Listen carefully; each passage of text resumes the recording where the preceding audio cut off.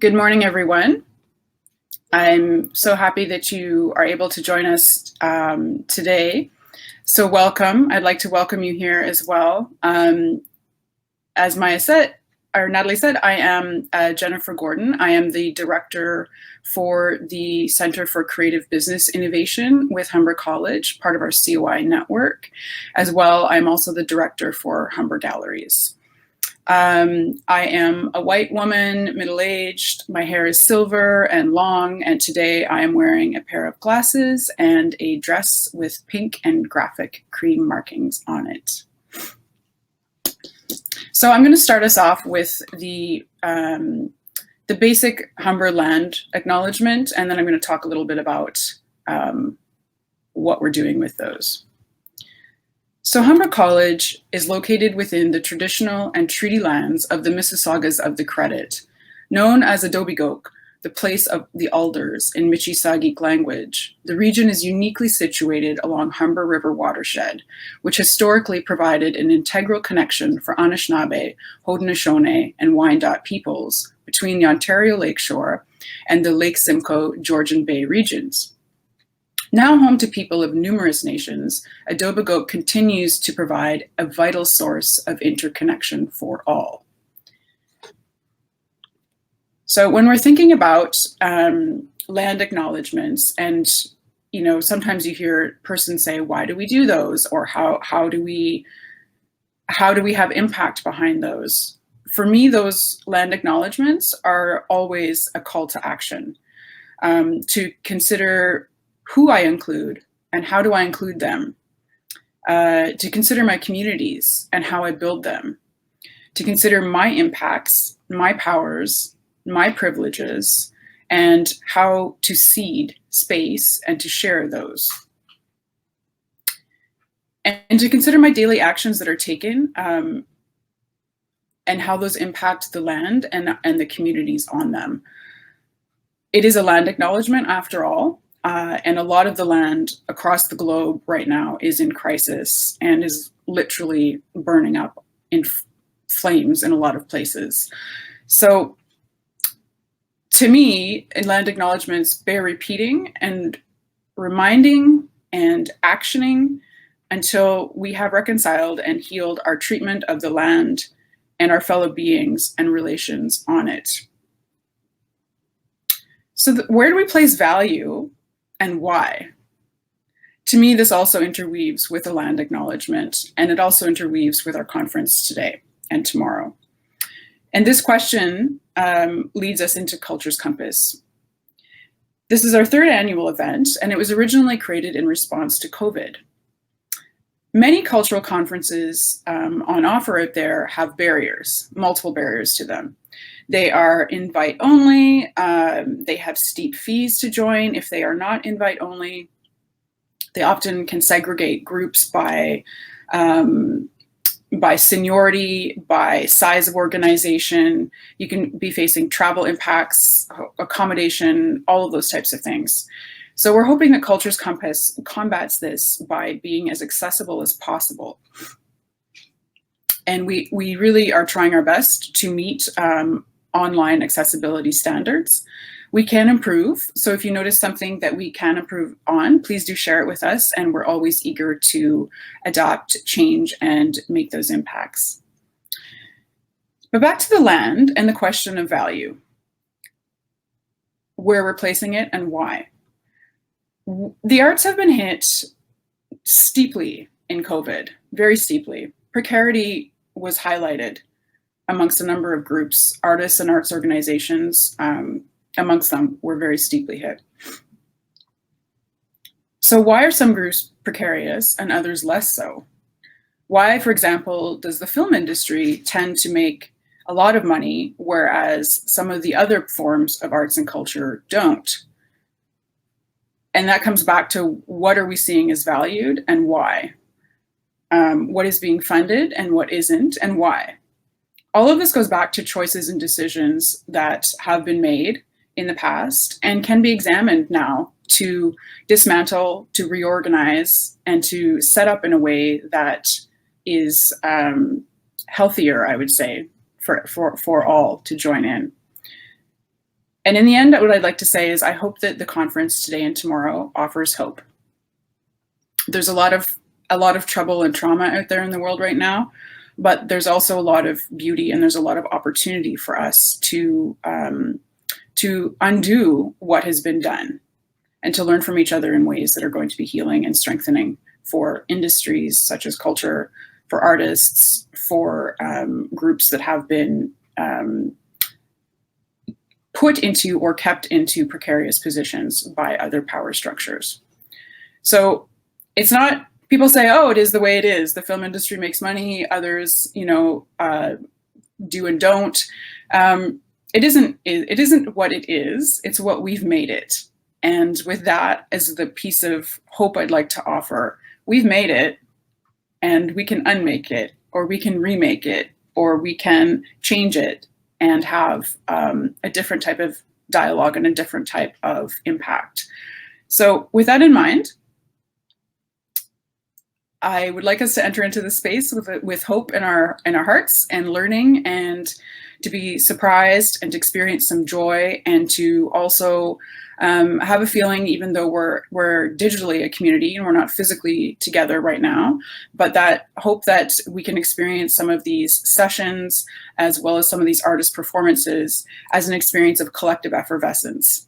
And that's when we experience something together. It can be a sports game, it can be an art show, it can be a wedding, anything like that, that we're coming together for an experience of shared joy. And that experience of shared joy, going through the same thing at the same time with other community members around you, is the basis of how we build trust as a community. So we have some amazing speakers on offer today and tomorrow, and some amazing artistic performances, and we're really excited for you to join us in those.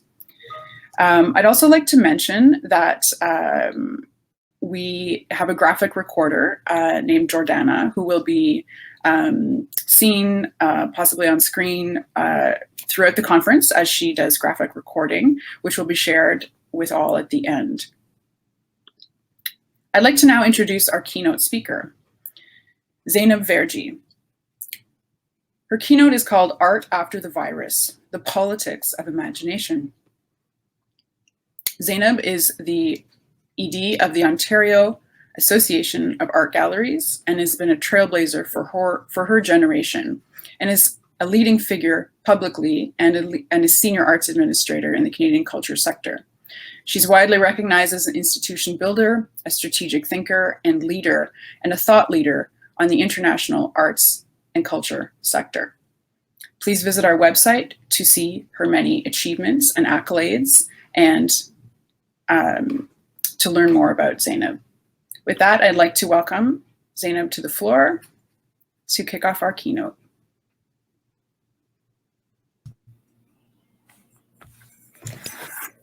Thank you, Jennifer, for your kind words of introduction. I'm a South Asian woman of color. Today, I'm wearing a white shirt and a taupe jacket, and I wear glasses. I have short hair, and I'm sitting in my study, and behind me is sort of my library of books. I hope really to build on some of the things that Jennifer has articulated in this introduction and the launch of this conference 2022. I want to thank you all for taking the time to join us this morning, and Jennifer, Natalie, Hannah, and all the others in your team for extending this invitation today to give this talk at your conference. And I'm very glad to be here among peers, friends, and students. You know, as we try together to unpack and respond to the motion of the conference, reimagining the arts and culture landscape. As the text on the Center's website points to an important thing, you can't find solutions if you're not asking the right questions. And I hope that today's keynote will enable you in doing so. I'll begin also with a land acknowledgement. I live and work on the ancestral and traditional territories of the Mississaugas of the New Credit, the Haudenosaunee, the Anishinaabeg, and the Huron-Wendat.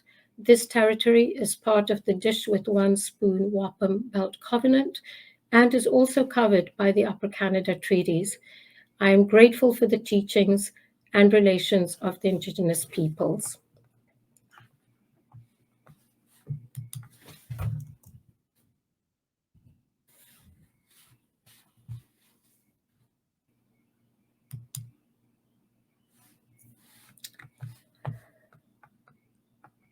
Now, where do we find ourselves today?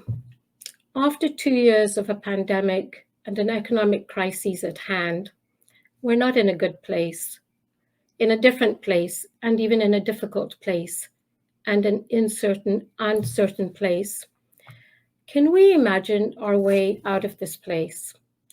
This question has occupied me for a while, and I've engaged with different elements of it to highlight the challenges that we face, as well as what the future holds for us. Currently, I'm working on a book manuscript which brings these reflections of mine together, some of which are published, few I have presented, and some are unpublished writings. And today's talk really is a work in progress that features this undertaking.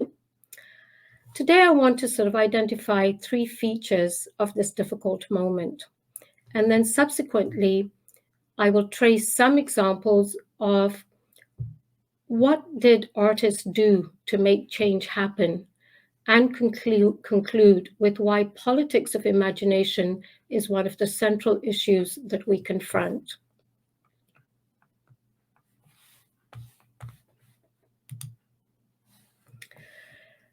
Now, have you noticed how every country, especially in the West, functioned in a similar manner, whether in response to the pandemic or the ensuing economic crisis? In their mimicking, we see how the idea of politics has been reduced to administering and governance, wherein I think the agency of individuals has been taken away and an ontology of war unleashed on the subjects to produce an unified political subject and an external enemy. Now, this is a classic binary. As you can see from this quote from this Greek intellectual in his influential essay. As Salman Rushdie says in his recent book of essays, Languages of Truth, quote, "The breakdown in the old agreements about reality is now the most significant reality. Reality is not just simply something given. I would say it's an argument and always has been."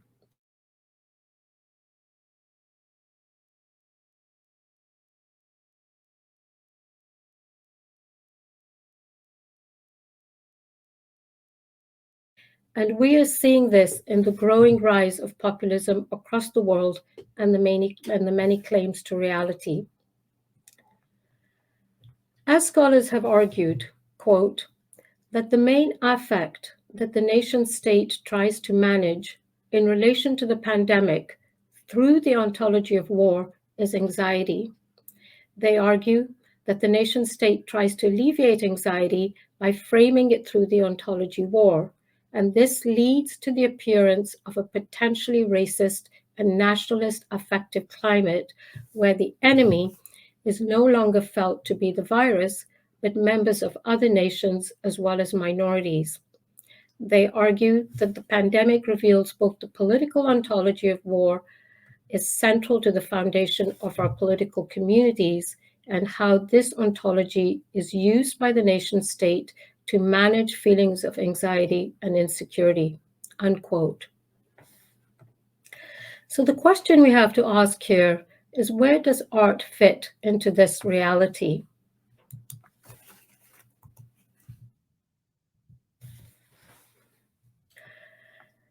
In the larger context of the emergence of the know-all society in which the triumph of algorithmic know-how, of course of which we're all beneficiaries, implies that all aspects of our lives' activities have become part of a set of procedural and programmed actions. Not to deny the accomplishments, but rather to say how our engagement of minds and lives in shaping the world should proceed. Also, this algorithmic knowledge is often stereotyped as problem solving, In fact, such algorithmic knowledge, it is claimed at a higher level, is largely about generating problems. To offer solutions, one needs to generate problems. That's the binary we've been herded into. And my observation is that the deeper the crisis, the stronger the tendency among apologists of the system towards self-delusion or denial. This self-delusion is often structured in the binary of problem and solution, wherein to any challenge, the retort is, what is your solution? This state of denial, a characteristic feature of dominant ideologies, may be indispensable in the effort to restore hegemony, but it also runs the risk of leaving the ideology exposed, particularly when its own diktats seem to compound the crisis rather than resolve it. And here I'm directly implying the embeddedness of neoliberalism in our systems.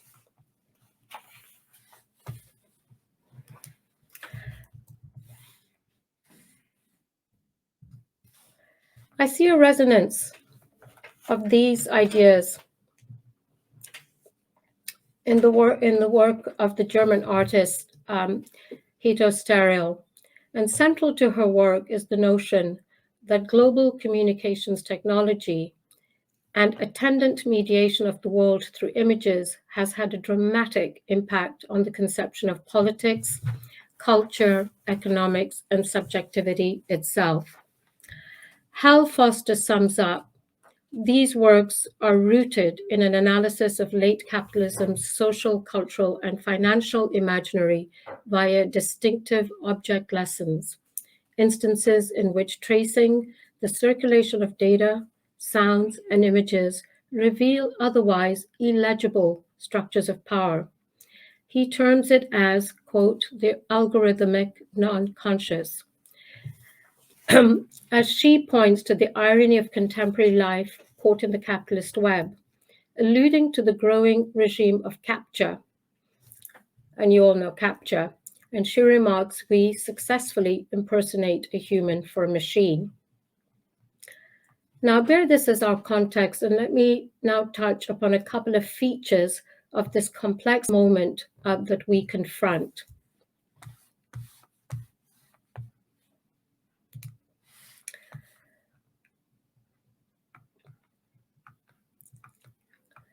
So I have repeatedly said particularly in the last 2 years, today the world of labor looks a lot like the way art labor has looked for decades. And this is why I introduced the issue of decommodified labor as the first element of the argument. In the last few years, there's been an increase in the focus on the idea of artistic labor, questions of wage work, and what is the place of art in such a reassessment of work. And often these debates have been grouped into three schools: refusal of work, anti-work, and post-work. Today, I won't go further into these schools of thought. However, I will underline the fact that the contemporary emphasis on artistic activity as work draws its strength from the 1970s feminist critique of the politics of work, which rightfully relocated the domain of work beyond factory to the domestic realm, the housework. And here I'm alluding to Silva Frederick's landmark Wages Against Housemark publication. And often this title is misquoted for its implied import as wages for housework. The use of the word against is very nuanced here, and as Silva clearly suggests that wages for housework was simultaneously wages against housework, highlighting the contradiction. Now, some theorists and critics have argued, quote, that the political imaginary of the 21st century is marked by the rejection of Hubert Marcuse's proposition that artistic labor prefigures the non-alienated labor of a society no longer crippled by the pursuit of accumulation and domination, which has been sustained and extended by a Hegelian strand of Marxism in the 70s and 80s, unquote. I'm very interested in examining the broader culture domain and its multitude of cultural forms as they relate to economic formations after the structural transition initiated in the 70s. In the US, especially, the 70s and 80s were key moments as the post-World War II compact between labor and capital began to break down. And this also manifested in the shifts observed in cultural production. And Leclerc Laberge calls it the financialization of labor. The idea of decommodified labor in this context becomes interesting. In simple terms, decommodified labor implies removal from a market economy, in a way of speaking. One sees, courtesy of financialization, the growth of institutions for art education, as artists are told to invest in themselves and they go into debt for an art education. The point being, an individual is to organize one's life in such a way as to be able to sell. But the irony is that much of artistic labor cannot be sold. It's hence removed from the market, and it has become decommodified labor. As Lee cleverly puts it, quote, "It was a way to combine the failure of the neoliberal imperative to invest in oneself with the two totalizing Marxist claims of the real subsumption of labor to capital, essentially that all life is now labor." Thus, we see that decommodified labor is almost synonymous to precarious work. As I said in the opening of this segment, the world of labor looks a lot like the way art labor has looked for decades. And this is the central tension. To having access to the time and space to make art outside the commodified social relations, one needs money. And to get that money, one needs to sell one's labor, for which one has to exist in the market in the first place. Artists live this tension and their work manifests it. So the question facing us is, what are the compatible ecologies for decommodified labor?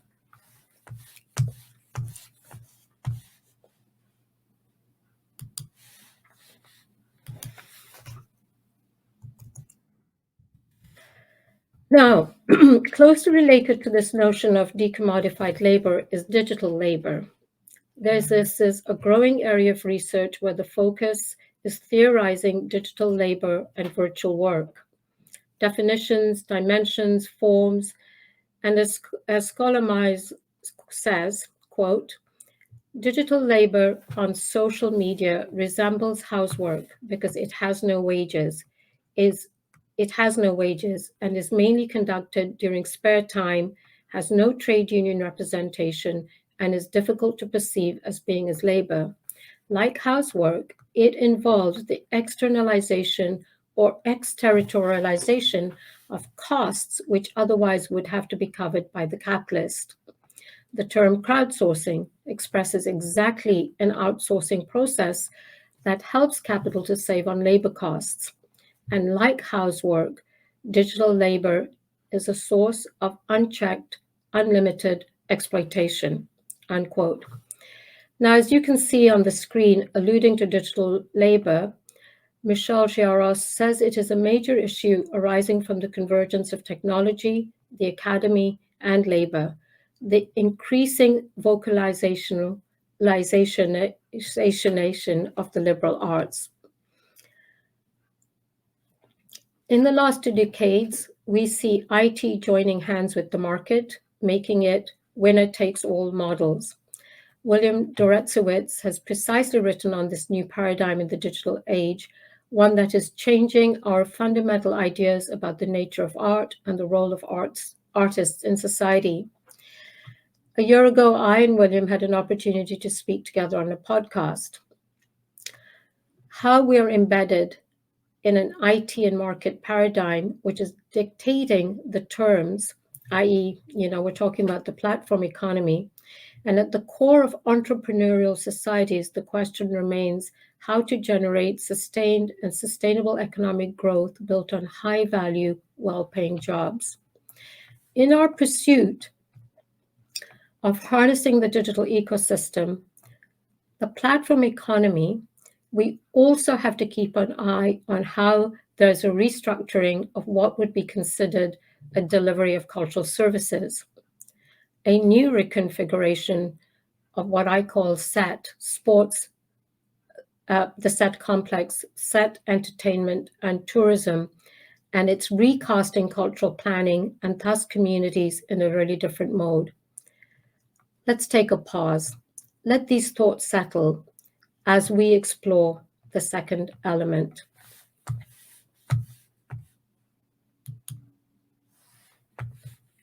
The SET complex.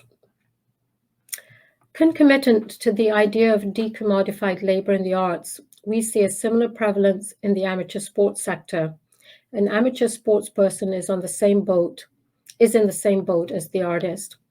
What we see here is that with the festivalization of culture, which began post-Washington Consensus, courtesy the banalization of art as part of the global dislocation of art labor on the one hand, and on the other, embedding itself as a central plank of urban and cultural policy. And what began with the impetus of the creative economy dovetailed into global cities' paradigm of cultural planning. And this is where the festivals became the central features of urban policy. This has now resulted in the SET complex, and we're seeing its consolidation. We are seeing its consolidation now. Framed within a broader array of neoliberal, culture-led urban regeneration strategies, festivals are now a mainstay of urban tourism and urban policymaking. Various commentators have pointed out that the use of culture to advance a range of social and economic goals is most apparent in cities, and urban arts festivals have proliferated to a greater degree than any other type. The heightened series of tensions between the policy domains that these festivals increasingly straddle, and hence competing agendas, have to be managed, and the tourism sector in particular is very forthright in its instrumental approach to culture and to art festivals. McCannell in 1992 asserted that, quote, tourism is not just an aggregate of merely commercial activities. It is also an ideological framing of history, nature, and tradition, a framing that has the power to reshape culture and nature to its own needs. And it's a real issue for the festival sector. Amid such competitive pressures and competing agendas, the need for a set of coherent goals and policy framework is vital. Thus, the focus is constantly trying to answer the question, how well do festivals serve the interest of urban destinations? And how are festivals faring in the context of prevailing urban policy agendas? Unquote. While the reportage on the impact of this crisis on arts is predicated on a box office model, the idiom of tourism has established itself as central to the idea of arts, along with its concomitant fact of the festivalization of culture as the norm across Canada. The public policy context in which art and culture function is not a priority either for the politicians or even for the scores of artists and culture workers who do not comprehend the politics of culture or the institutions that they engage with. This is complicated by the ambivalent nature of cultural policy itself, let alone a more nuanced understanding of its differentiation from an arts policy, and thus resulting in the poverty of public discourse. Yet, every generation has their actors who end up fighting the cultural battles, often reinventing the wheel. For some, the exasperation stems not only from the feeling of living in a loop reality, but through the fact that presents Canadian art as a fait accompli. The pandemic has brought on a new set of protagonists to the fore, a new generation that is typing this crisis.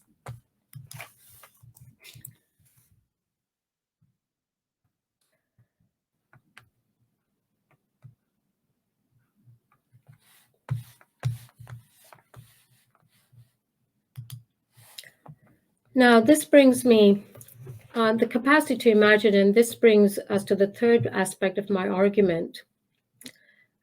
Central to our enterprise today is how to rethink reason, truth, doing, thought, and being. The answers are pegged in our capacity to imagine. Are we allowed to imagine? Can we build our capacities to imagine? Do we have sites for imagination? While we come across the buzzword of innovation, an applied approach to the binary of the problem solution, which I mentioned earlier, imagination is in short supply. One can trace it to the central constitutive tensions of modernity, that between reason and imagination, which offers competing versions of reality.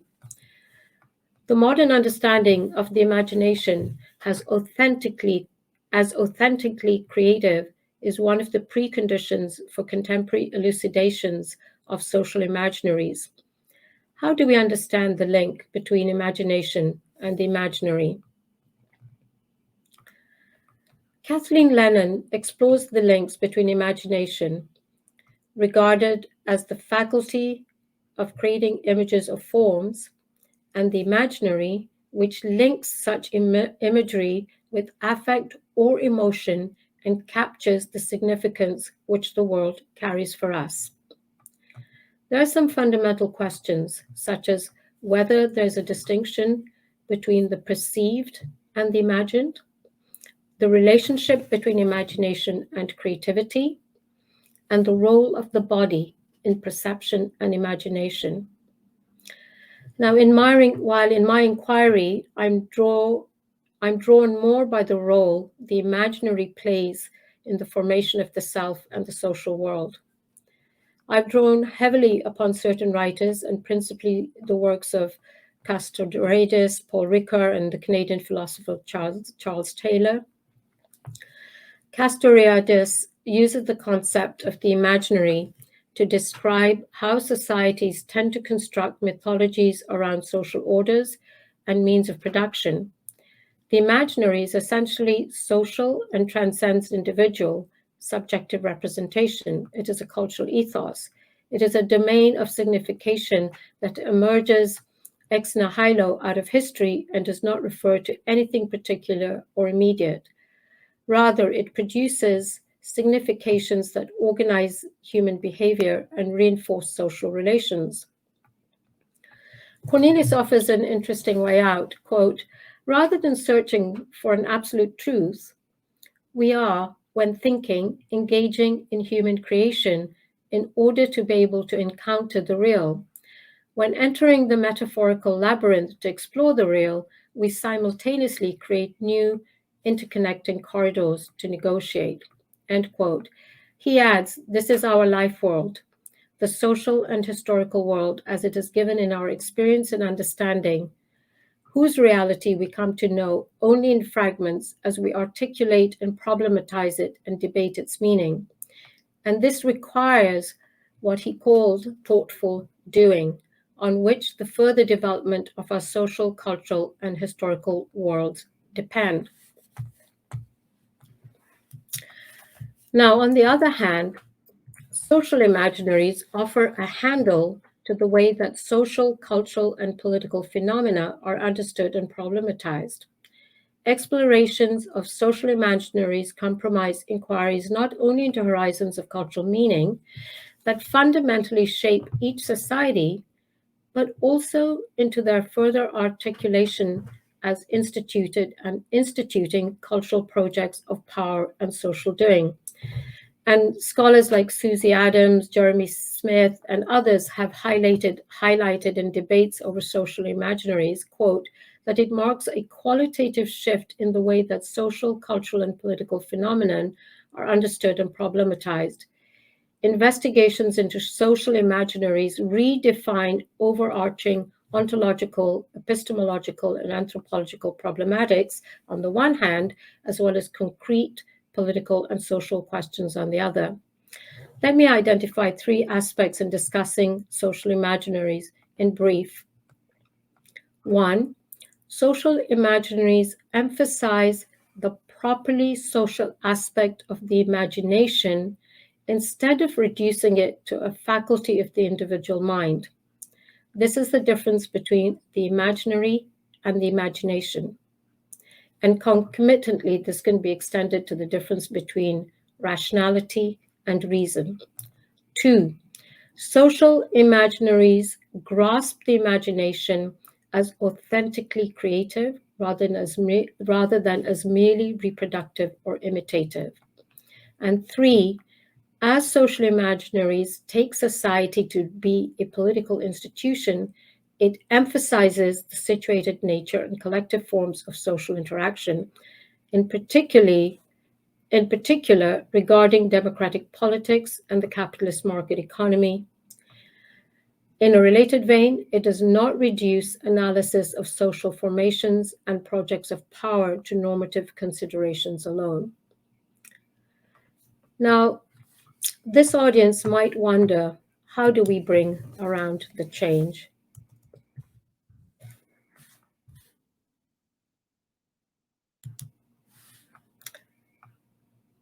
Imagination as a social practice. Anthropologist Eugen Apodarai famously phrased imagination as a social practice, and this enables performing alternatives. Artists play a principal role in the ability of society to inaugurate new forms of itself, as well as to rehearse alternate ways of being, offering perspectives and experiences that counter and exceed dominant social and cultural forms. As Barbara Adam writes, quote, in creating material objects, such as stories, songs, public spaces, artworks, even policies and scientific experiments, meals and social events, we produce not just the artifacts themselves, but also the undeniable recognition that we share a world in common. In materializing the world, artists, poets, historiographers, monument builders, writers, and other creative practitioners, including all of us, provide a home where we can gather together to create a world and build a future. The public square, the library, the table, the museum, the garden, the sidewalk, and the neighborhood provide space where people can convene, collaborate, and create the worlds in which they would like to live, unquote. How about if we look at some of the examples to illustrate this? Let me begin with an example of an experiment in pedagogy. It is no wonder that the site of imagination and culture politics is often pegged on pedagogy. Let me quote, in September 1969, newly arrived first-year sculpture students at St. Martin's School of Art in London were handed name badges and a cube of polystyrene wrapped in brown paper and ushered into a room which was then bolted and padlocked. Inside, they found their names pasted at distant intervals on the floor, along with a list of rules. Students were told that they were not allowed to leave the room between 10 a.m. and 4:30 p.m., except to fetch tools, and were silently supervised by at least one professor at all times. Technically, this was an art class, but it was also a pedagogical experiment that later came to be dubbed the locked room. It ran for 2 years and was the brainchild of tutors Garth Evans, Gareth Jones, and Peter Cardi and Peter Harvey.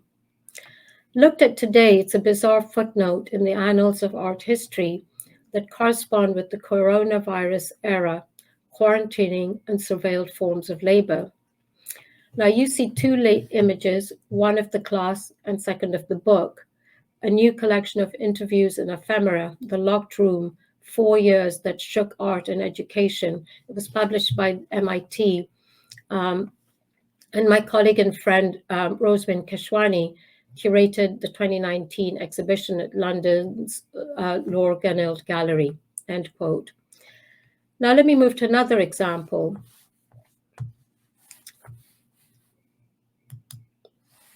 The Artist Placement Group. Now, the Artist Placement Group was neither an artist collective nor a placement agency. There was no explicit membership, but rather a loose network of artists who would be proposed for placements. The artist John Latham called artists embedded in businesses and organizations, incidental persons, with incidentals specifically indicating activities based in not knowing and without predetermined intentions. Most significantly, quote, the artists were brought in not to solve problems, but to offer other ways of seeing and framing the work of these organizations, interrupting existing institutional codes and creating opportunities for developing new patterns of action, unquote.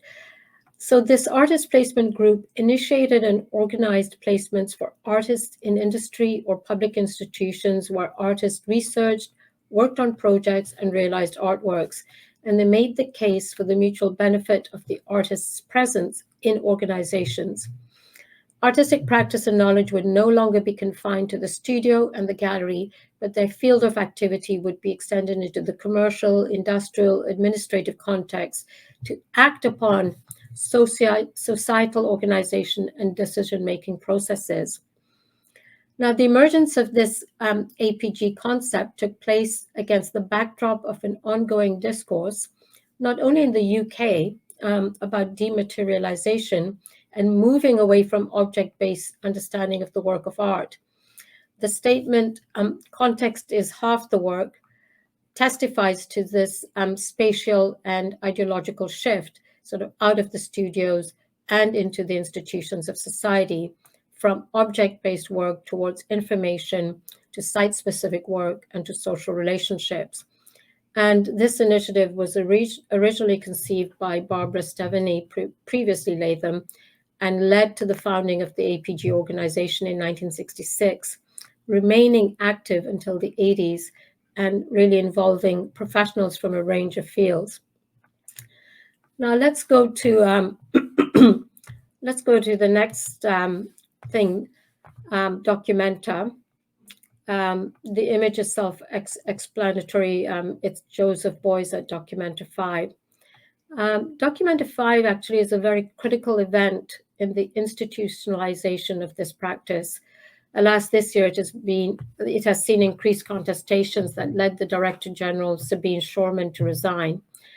At Documenta 5 in 1972, Beuys installed an office of the Organization for Direct Democracy by Referendum, and it was to initiate conversations on a range of topics, including politics and art. This and similar projects exemplify social sculpture, a concept and medium the artist devised and later theorized in, quote, I'm searching for field character, which articulates his belief in the creative capacity of every individual to shape society through participation in cultural, political, and economic life. And combining the creation of objects, encouragement of dialogue, and his political activism, projects such as the Office for Direct Democracy were think tanks for enacting change through art. For Beuys, the concept was infused with both political intention and spiritual values. As spectators became participants, he believed the catalysis of social sculpture would lead to a transformation of society through the release of popular creativity. Social sculpture is a politically motivated usage of ways of art making developed by post-war avant-garde movements, is a form best positioned to answer the question of utility, that is, what good is art? Two of the later day American artists that one can name that took on this tradition are Susan Lacy. 3 weeks in May 1977, it was reenacted by Lacy in 2014, and it was an attempt to highlight the problem of rape, encouraging victims to speak out about their experience. And Rick Lowe, who did a Project Row Houses, a development in the Third Ward area of Houston, Texas. Lacy and Lowe propel participants to enact change on a larger scale by fostering creativity through dialogue. How might we develop shared imaginaries that extend beyond those generated by the imperial and colonial logics that condition and limit what we envision? Our capacity to imagine, act, and create a world that is different from the one in which we're located. can be nurtured through artistic means. Now, there's two videos that I'd like you to that we're just going to watch right now, and then I'll come back to that.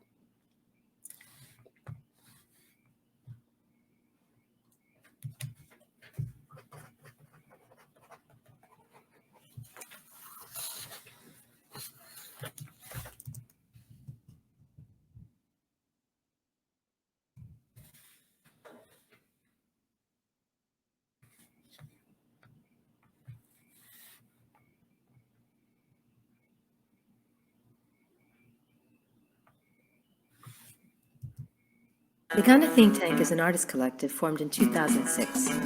Their work has been exhibited in venues worldwide. They disrupt traditional power dynamics by inviting the third world to intervene into the lives of people living in the so-called developed world. Our motto is we're developing the first world, and the idea is that we collect problems in the first world, like United States and England, etc. My problem is that I'm never happy. They live alone in big buildings, don't talk to their neighbors. A lot of apartment dwellers don't know their next door neighbor. Once we've collected the problems, then we send them to think tanks that we've organized all over the world. Places the United States tends to intervene. And then we ask those think tanks to analyze our problems and send us back solutions. Many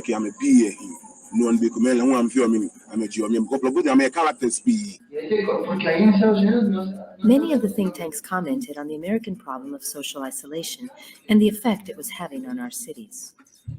The Moroccan think tank insisted the problem was architectural.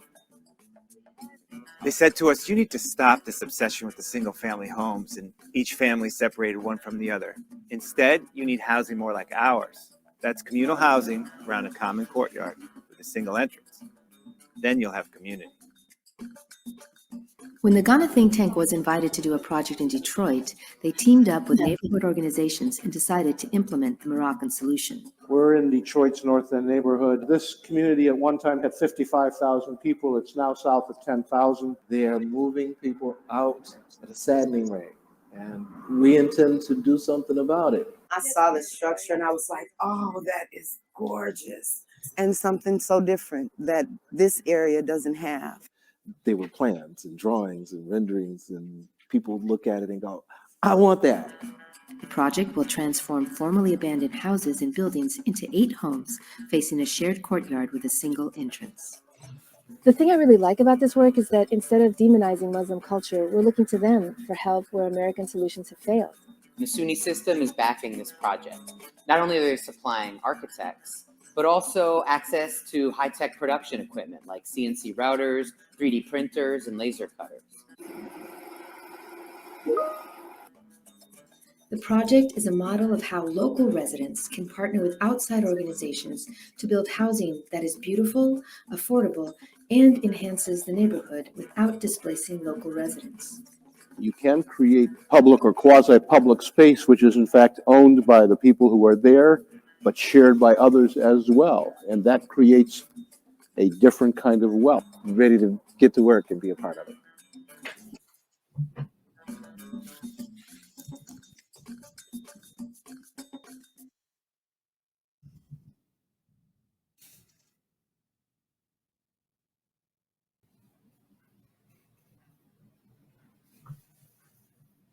There's a lot of children that are a little overindulged and adults that are overindulged. Liverpool City Council is composed of corrupt suits. I am getting old and I want to be young. I am getting fat and I want to be thin.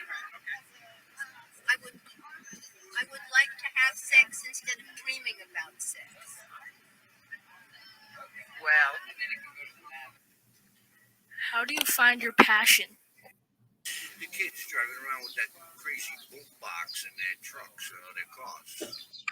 My problem is that I'm never happy.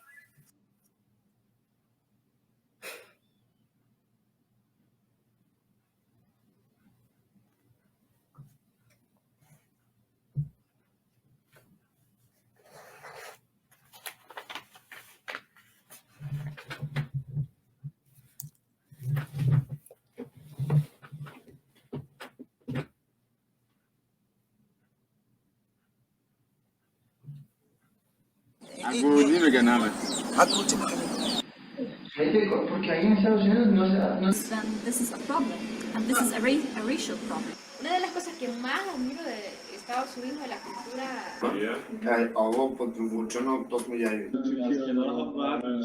Say if you're white or if you're black. See, the beginning, I will allow you right from the beginning, as I implement this kind of teachings to the kids. When I'm gonna come down, they can tell me. Only me, and be coming along with Banete, on she let me. Now make I'm a PA. No one be coming along, I'm pure meaning. I'm a Jew, I'm a couple of good, character speed. No, let my label. But I'm on a blow for me, and she's almost fair. Y ahí porque ahí en Estados Unidos no sabes ni el nombre de tu vecino. Sales, me vale gorro. Hay casos que el vecino ya se murió y yo ni... Ако доведемо Веспорт до некој затворено за средину побрање, речимо, и sad они не могу таму, нису добродошли то. И шта да радиме да затворимо Веспорт? I question the question. Who is it that decides it is true or false idea? Y quizás definir bien si tienen no sé cuántas millas de canchas de golf, pues que especifiquen una donde pueden hacerlo y en sus casas que no usen pesticidas, que se dediquen a disfrutar, que crezca. Si son flores, hasta les van a adornar el espacio de la grama. Para mí eso sería el consejo. Y eso yo lo he visto con, por ejemplo, en los Estados Unidos con los afroamericanos, ellos sí respetan a sus viejos, ¿sí? O sea, a sus abuelas, sí los respetan. Y los latinos lo hacen, los asiáticos lo hacen. Aquí en Westport el problema es que la mayoría son blancos, y los blancos son a los que va dirigido, yo creo que esto, ¿no? The solution was very interesting to me, and it was the suggestion that we rename our dog Love.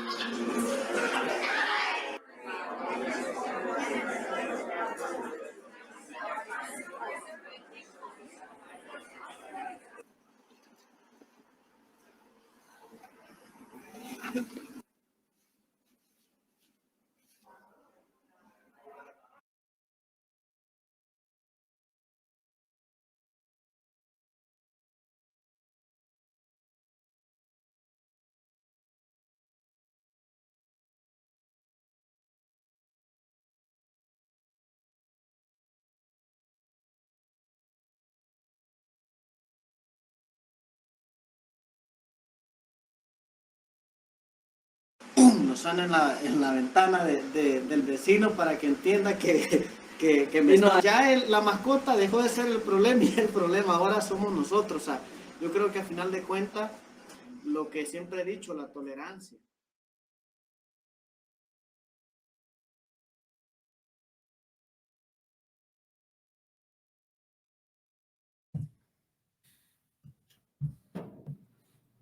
Great, thank you. I hope that you can see that in the Ghana think tank, it's really challenging the notion of who can legitimately engage in inquiry, produce knowledge, address the problem of others. And in this case, of course, they're collecting problems from people in communities in North America and Europe and send these to the think tanks that they themselves have set up in developing countries. I'll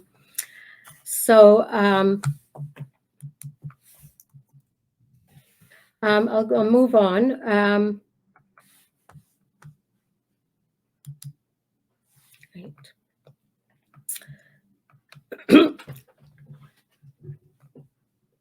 Now, ideas are not mortgaged, nor can they be domiciled in such spaces as universities or policy books or cultural institutions anymore.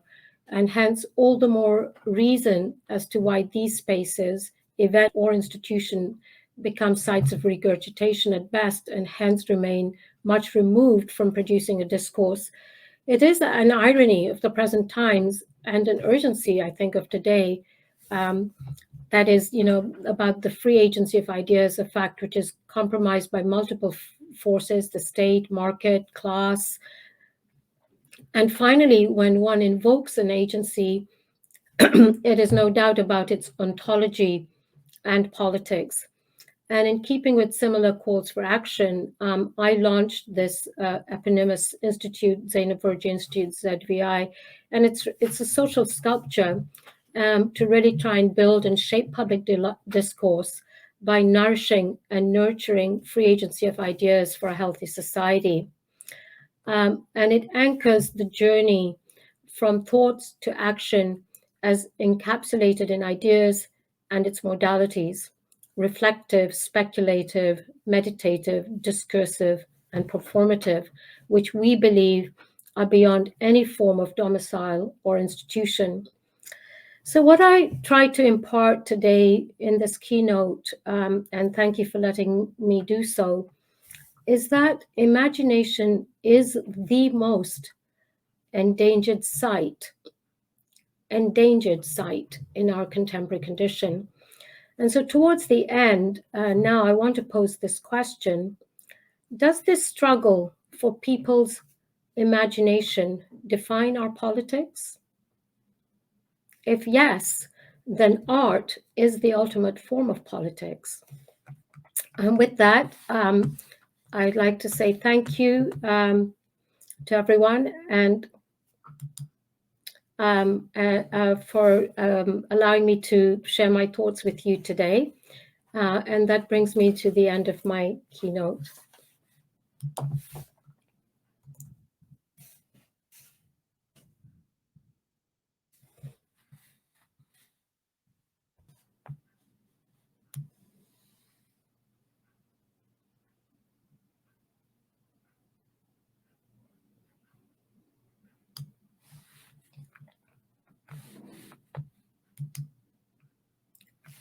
I don't know if there are any questions or...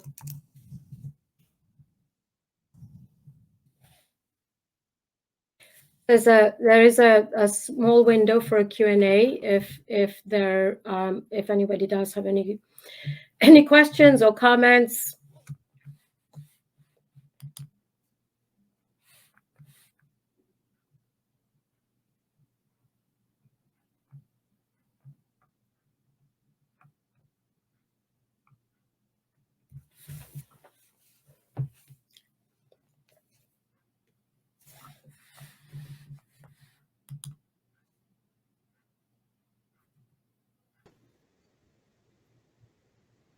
Hello again.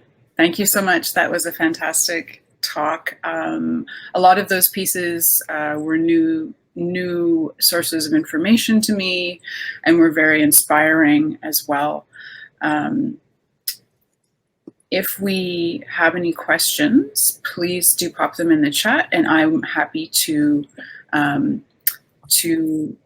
read those out for Zainub. So yes, we do have from Devyani Saltzman asking, what are some of the strategies individuals and organizations can turn to continue investing in imagination, as opposed to backsliding into known systems?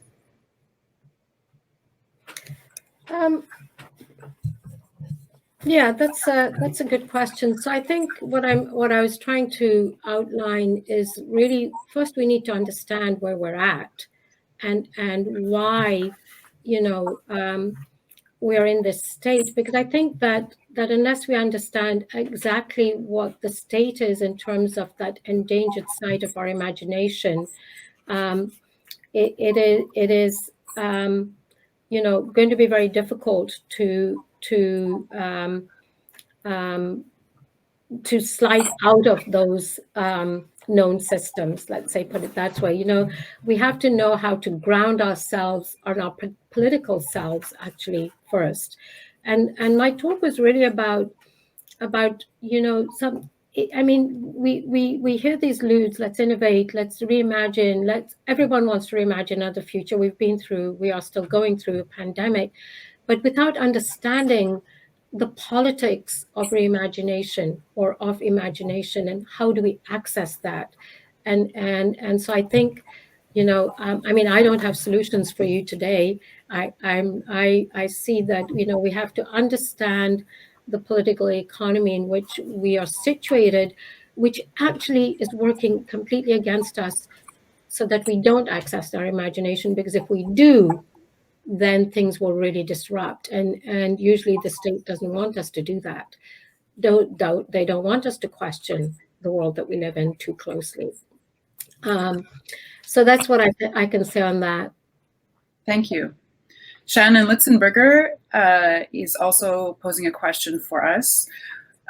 She says, thank you. And what might be a first step in building this capacity to imagine, especially in the context, as you put it, of poverty of public policy discourse in arts and culture?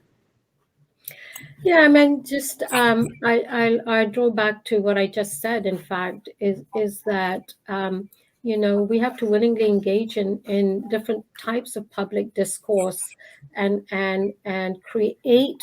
I mean, those fora for building, the discourse, to have to come out and talk about these things. I mean, just what was it? Just in one of the videos that we just saw, or your dog barks too much, and somebody suggested, well, change their name to Love, right? And I mean, it's just like, I was really amused by that. But it's just like, how do we, I think if we are not critical, right, about our and situate and understands our political selves, and we can't shy away from it. We have to fully understand it in order to create this sort of spaces. Because there is a poverty of public policy discourse in arts and culture, and people don't understand what it is, and then we're trapped with the with what we're given, and we can't seem to move out of those bounds. And I think today what your conference is doing, and there's many sites in which these disruptions can occur, right? I'm even thinking we're sort of trapped in euphemisms in a way, I think that whether it's about housing, poverty alleviation, remote work, labor, whatever the issues are, we have to find, modes of disruption. But first we have to understand what we're in. And I think that that's what I feel is something that really needs to be strengthened, And I wanted to, I wanted to come away with this sort of, you talked about this, Jennifer, where's the hope, right? Where we have to have this hope. And the hope is that, we can reimagine, but we have to do the work to get to that place. Because it is labor also. Yeah. Art work. Yeah, it is, and just sort of new work on digital labor that's coming out, just like, flicking through our screens, doing social media. Yeah. And we are actually, emotional labor, all the different kinds of labor that comes into making this shift. So I'd say more fora, and maybe Humber can take a lead in this and create something out of this, for exploration, for pushing the boundaries, for exploration, and trying to break through and find some sort of disruption. Thank you so much. And then we have a comment from, I hope I'm pronouncing your name right. If not, let me know. Alicia Sasaki. And she said that she would love to dig even more into the fertilization of culture. And you talk about it in an urban sense, but I think it's prevalent in the rural as well. And I would second that. I came out of a quite rural area where I grew up, and was I had never been to an art gallery, I'd never been to a museum, all of these things, and yet here I am where I am right now today. And I think a lot of that is through inherent curiosity and having an open heart and an open attitude to just learning about people, and moving through spaces, and just following my curiosity and my questioning quite a bit on some of those pieces. And I don't think there's a single thing that we do as human beings that cannot be seen as political, right? Yes. That's where I stand. Exactly. And the rural urban, there's a interesting split there, but it is the festivalization of culture, right? It's become a global phenomenon, whether it's in the rural or urban. It's tied to the sort of this idea of global cities, world cities paradigm, right? Which at the beginning, I mean, it started a lot earlier on, but sort of all cities have rushed to be part of the world city paradigm, right? And now we can see how this sort of what I call the set complex is really entrenched, right? And every day there's a new buy now popping up. Well, it's such a boring and dead idea in some ways, right? It's like outdated in some ways, and it comes out of the Washington Consensus, and of course Richard Florida's wonderful thesis that the whole of Canada and the entire state at all levels of government like completely absorbed and took on and emulated and tried to come out with the sort of creative cities idea, which actually has been really problematic, creating even more of making the split wider, right, between everyday people and the 1%. Yeah. And also, there's also that inherent division of rural and urban, right? And I do want to add that although I had never been to a museum, that rural areas have very deep and very rich forms of culture, and that I grew up surrounded by all of that. To recognize those cultures and those activities as cultural activities. They may not be the ones that we traditionally define within an institutionalized space. However, let me tell you, I really had space for imagination growing up. So a lot of really positive things there. And community, right? And the sort of sense of community, the idea of the social, I think the biggest impact of the pandemic has been on rural Canada, actually. So I mean, I think there's a lot of work to go ahead to be done, and in today's in my thoughts of sharing my thoughts today, I've done a lot of work, and the people who know my work and who are attending know that I've done a lot of work on labor, etc. But this imagination, because it's a recurring thing. How can we reimagine? I mean, I've said it 100 times. How does the art gallery reimagine itself, right? How can it? Well, I mean, this is a real endeavor of mine to sort of dig in more and work on this area, because I think that it's I've been saying it's an endangered site. Access to our imagination is a very endangered site and has been for decades, right? We are unable to go to that place, and people don't want us to go there. Yeah, that's very, very interesting, because when I was younger, I would say that I would have had zero capacity to imagine where I currently am in the world, and to think that I could have gotten to this place. And with groups of haves and have-nots, you really do have a level of indoctrination, I would say, that you don't know how to begin that imagination. So for me, the work that I'm trying to do with the Center of Innovation that we have here at Humber College, the CCBI, as well as the galleries, is to provide a space where some of those doors can be opened, and to get individuals to recognize that they are agents of power, that they are agents in taking action, that they do have capacity to change, and to imagine themselves as change agents. There's also the tendency recently that, the word innovation is everywhere. It's like how artist was everywhere about like 5-10 years ago. There was Subway sandwich artists and everything else going on. Now everybody's innovation, right? And I really want to be sure that we don't do innovation theater, right? Which is performance, but not action that's coming out of there. Yeah, I mean, there's this sort of real push on innovate, but what what does that mean? And I think just Guillermo Pena is a performance artist, and he always says academics have binoculars, but artists have radars.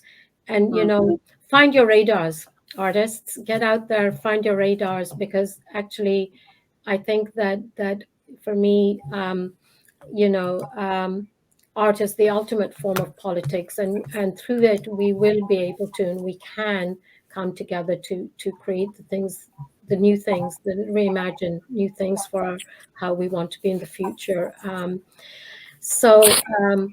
Yeah, I don't know if there's any more questions, but we have some more comments. And there's from Kathleen McCreary. She has also suggested Bowles Theatre of the Oppressed and Forum Theatre and the movements that have developed out of those around the world as well, to add to the amazing, the Ghana think tank that you had brought in some of those pieces, right? Yeah, Augusta Ball is been very important in disrupting the proscenium stage, right? And just sort of carrying on from sort of Brecht's work, absolutely. Yeah, and if there are pieces that people are curious about how do I think creatively, how do I hone my radar, as Zainub has just said, as a call to action for us artists out there. There are, if you're not familiar with it, there are methodologies that you can follow in terms of creative thought. And one of those methodologies is to take something that's existing and simply flip it, right? You flipped it from this to that view. And that's exactly what the Ghana think tank did. It was, you know, the first world with this whole colonialist, imperialist, we're going to go there and make you better and make you whatever. And it was a thing that it went from this side to, no, you actually have a ton of problems and are making a ton of problems. And here are some solutions that you should be considering, right? So it's that reversal in thought, that you take something and just flip it completely. And then suddenly it'll help break open how you're looking at different pieces that way. Yeah, exactly. I mean, I think we can never underestimate the transformational power of the arts. I mean, that's how I got into the arts. I was here as a young immigrant in my 20s.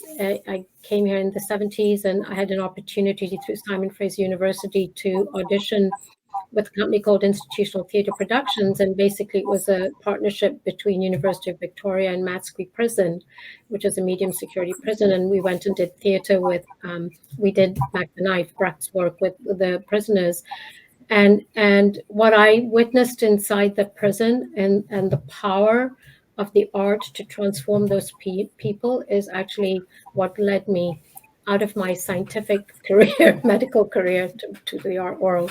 And changed my life, and transformed me, and you know, has really empowered me to do the work. So I think we must never forget the power that we actually have in the agency, right? Mm-hmm.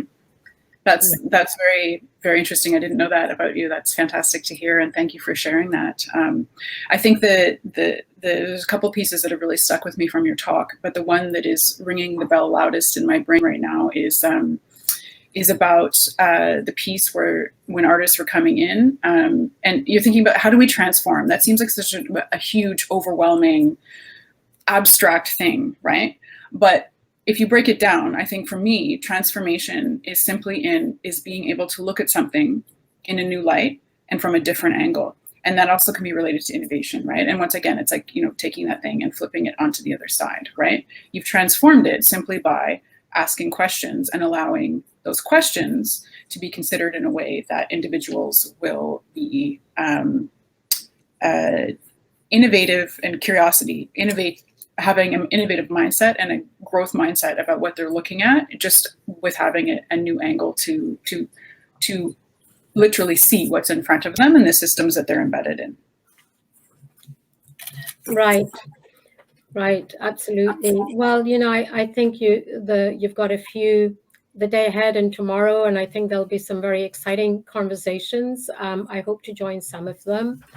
If I'm able, I definitely will try. But I really wanted to thank you again for, you know, giving me this opportunity to share my thoughts. And I really hope that we can stay connected in different ways, and that we have the opportunity to continue the conversation, because this is just a beginning for me. And I think that, you know, that all kinds of actions can be taken out of this, even just this one keynote. And I hope that, I can be of help in any way. I would very much like to continue and engage with the Humber community. Thank you so much, Zainub. Deeply appreciated. And that was a profound and also academic yet approachable articulation on some of the themes and the challenges and opportunities that are facing all of us right now. So thank you, and we will definitely be staying in touch. Thank you very much. You're most welcome.